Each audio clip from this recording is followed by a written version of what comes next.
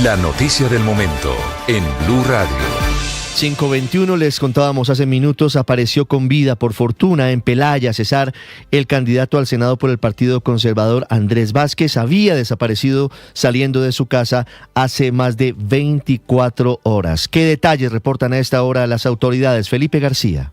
Hola Ricardo, buenos días. Sí señor, apareció a las 11:10 de la noche en la carrera novena con calle 10ª allí en Pelaya Cesar Andrés Fernando Vázquez Vargas, candidato al Senado por el Partido Conservador. Según información que aportó él mismo a las autoridades, dice él que fue retenido por un sujeto a bordo de una motocicleta y llevado al parecer a una residencia desconocida en el área urbana, pues justamente de ese municipio. Indicó también que la retención obedecía a temas jurídicos que adelantaba contra la organización Saico y Asimpro, y es importante indicar que los captores, dice él, no se identificaron como miembros de alguna organización criminal con incidencia en la zona. Ya la víctima fue trasladada a las instalaciones de Aguachica Cesar, allá a la alcaldía de Aguachica Cesar, con las autoridades para que finalmente le tomen la entrevista, teniendo en cuenta que manifiesta querer trasladarse de inmediato para la ciudad de Bucaramanga. La noticia que se confirma a esta hora entonces es la aparición del candidato al Senado por el Partido Conservador Andrés Fernando Vázquez Vargas a las 11:10 de la noche, luego de permanecer desaparecido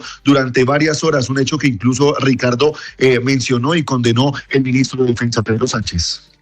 Se suma, Felipe, a la noticia que habíamos dado frente a la aparición de Ana Guetio, la otra candidata a la Cámara de Representantes, que había sido desaparecida, que había sido retenida por un grupo armado en el suroccidente del país. 5:22.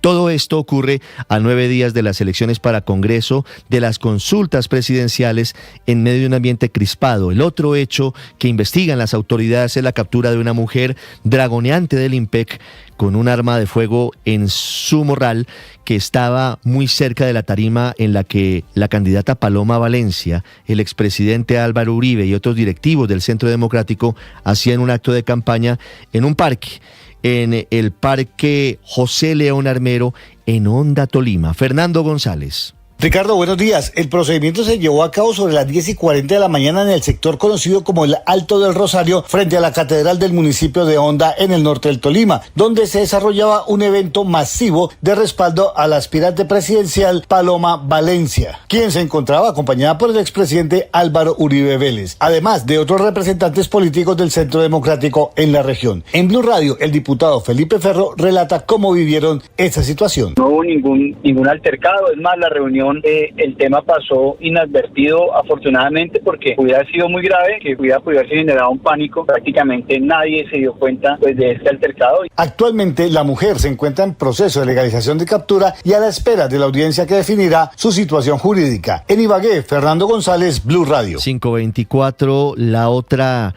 gran mancha de este proceso es el intento del gobierno por desprestigiar los resultados del próximo 8 de marzo. Hablo de las elecciones. Desde Santa Marta, de nuevo, habló con vehemencia, defendiendo a las instituciones, el registrador Hernán Penagos. ¿Cuánto le tiene que costar a la nación colombiana mantener la democracia de nuestro país? ¿Cuánto más se tienen que degradar las instituciones? ¿Cuánto más tiene que sufrir las personas, generar hostilidades y de pronto hasta padecer vidas humanas? No puede ser que un semejante asesine a otro por política. Yo he dicho, Dios mío, ¿será que no podemos ser más racionales y simplemente ver esto como un proceso democrático? Aunque el ministro del Interior dice que le han esclarecido muchas dudas, dice que todavía hay inquietudes en el gobierno nacional sobre el proceso electoral del 8 de marzo. Pues yo podría decir que estoy más tranquilo porque cada E14 va a tener, puedo estar más tranquilo desde el punto de vista que cada partido va a tener un E14 o cada E14 va a estar en un partido y no van a estar mezclados como estuvo antes. Ahora, lo que hay que ver es si se van a publicar los tres. Tengo entendido que se van a publicar los tres, sí, señor ministro. 5:25, lo que pasó en esta comisión de seguimiento electoral en Santa Marta. Catherine Ávila. Ricardo, buenos días. A propósito de los cuestionamientos que ha hecho el presidente Gustavo Petro alrededor del software para las elecciones y el código fuente con el que funciona, la registraduría anunció que como una medida adicional de transparencia e integridad del proceso electoral, la próxima semana entregará en custodia al Procurador General de la Nación dicho código fuente. El registrador Hernán Penagos insistió en no crear una narrativa de fraude electoral sobre los comicios, argumentando que muchos ojos estarán pendientes constituyentes y agregando que sin importar el resultado se debe ver esto como un momento democrático en el que unos van a ganar y otros van a perder. Justamente ayer se realizó en Santa Marta la Comisión Nacional de Seguimiento Electoral, a la que asistió el ministro del Interior Armando Benedetti, el procurador, el registrador y también representantes de partidos políticos. Juan Palacios, concejal de Santa Marta, como representante del Partido Conservador, insistió durante esta sesión en la crítica situación de orden público y otras preocupaciones que tienen de cara a las elecciones. Lo otro pues es la discusión del software, que ha generado mucha incertidumbre en el país, que hoy genera algunas inquietudes por parte de algunos partidos. Sabemos que principalmente las inquietudes provienen del pacto histórico frente al software de elecciones. Cambiamos de tema, hablamos del sistema de salud en Colombia, de la marcha que organizó el presidente Petro este jueves en la Plaza de Bolívar con su ministro de Salud Guillermo Alfonso Jaramillo, con los equipos básicos de salud, sobre los cuales no hay mucha claridad frente a su financiación, frente a cuánto cuestan y frente a qué hacen. El presidente en la Plaza de Bolívar, en su escenario natural, que es la tarima, dijo que en Colombia no hay ninguna crisis de salud, que por el contrario todo está mejorando en su opinión. Y podemos hablar de otros y otros. En Colombia no hay un caos de la salud. No digan mentiras.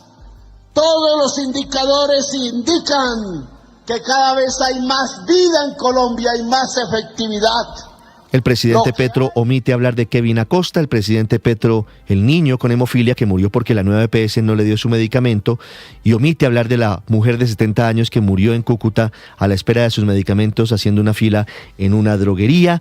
En medio de ese contexto se conoció un nuevo decreto del gobierno con el que pretende reorganizar la cantidad de pacientes por EPS. Más de 6,5 millones serían trasladados, más de 2 millones irían a la nueva EPS que está en crisis. Es decir, el gobierno sigue intentando hacer la reforma a la salud vía decreto cuando eso no está permitido. Tiene que hacerlo vía ley por el Congreso de la República. Expresa su preocupación y sus críticas el representante a la Cámara, Andrés Forero.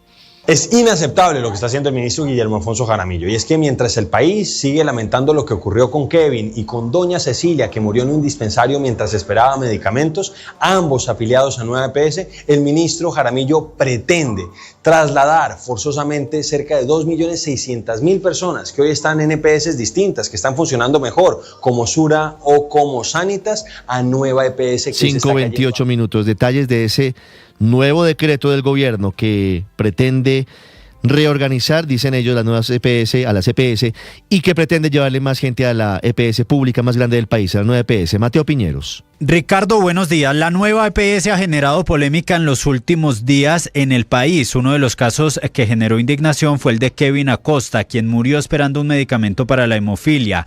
Pero además, la Defensoría del Pueblo reveló que durante el 2025 se registraron 14.603 quejas contra esa EPS por las dificultades en el acceso a los medicamentos, pero también a los servicios.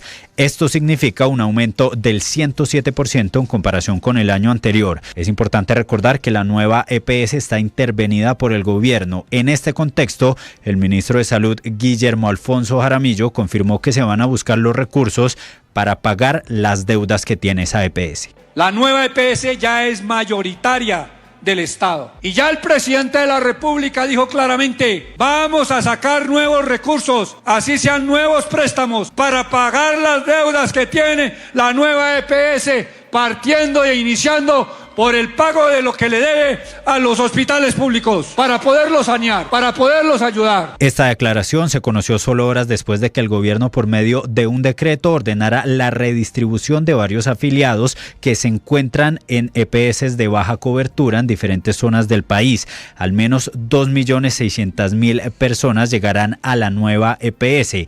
Algo que ha generado polémica. Por ejemplo, desde ASEMI, el gremio de las EPS, dicen que la medida implica cambios estructurales en la operación del aseguramiento, que a su juicio deberían tramitarse mediante ley y no por decreto. Además, explican que la redistribución masiva de usuarios podría afectar la continuidad y oportunidad en la atención. Mateo Piñeros, Blue Radio. Estás escuchando Blue